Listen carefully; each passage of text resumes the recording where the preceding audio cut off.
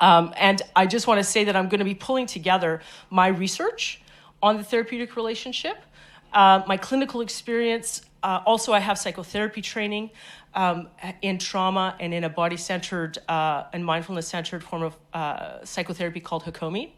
So I'm pulling that training in, and also some psychotherapy theory, all right? So let's talk about research and the therapeutic relationship.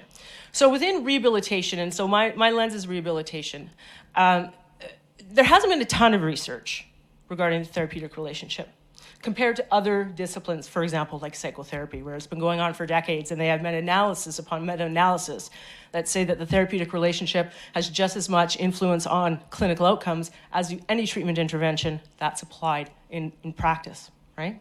But it's growing, and there seems to be a momentum around it. Now, what we do know is that apparently relational elements like listening, empathy, nonverbal behaviors are apparently important to clinicians and patients.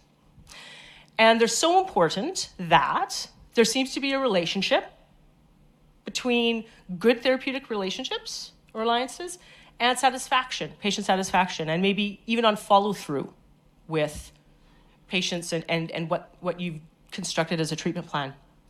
And there's also, apparently, some relationship with clinical outcomes, including pain, function, and mood. But all of these studies all ask for more and better research, as you do when you're a researcher. There always needs to be more, and there always needs to be better. But in this case, I truly believe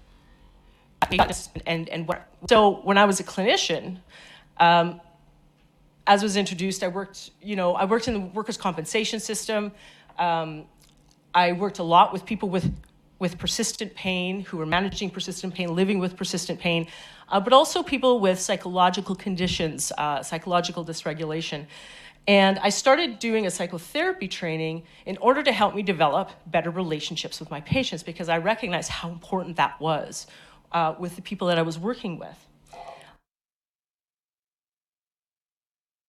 But what I recognized was that there wasn't this kind of information in physiotherapy. I had to go outside of my own discipline to get training and knowledge in doing this. And so, like you do, I gave up a really well-paying job and pension and went back and did a PhD.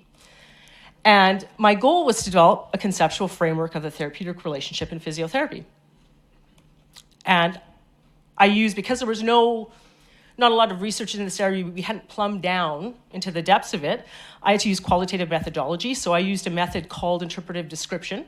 Now, interpretive description, for any researchy kind of people out there, is a qualitative method that likes to stick close to clinical practice. So we don't get too theoretical. We like to make sure that clinicians can recognize the findings and that maybe they can even be applied in practice. And I did this study in private practices in Edmonton, Alberta, Canada, interviewing patients and therapists, and then broke my brain doing a qualitative content analysis. And what I did come up with was a framework of the therapeutic relationship. It has 3 components.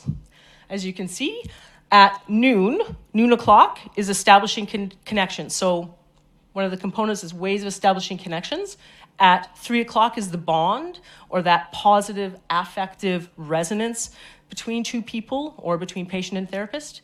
And what we're going to be talking about today at 9 o'clock are the conditions of engagement. Excuse me, Antonio and I have a lot in common. I have a bit of a cold. So I want to go through some key assumptions before I go further.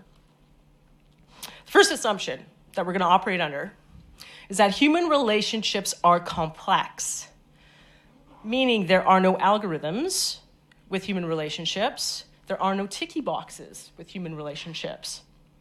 They are emergent, and we need to be responsive, and we need to be nimble. Both clinician and patient need to engage in the relationship. However, clinicians are responsible for setting the conditions of engagement.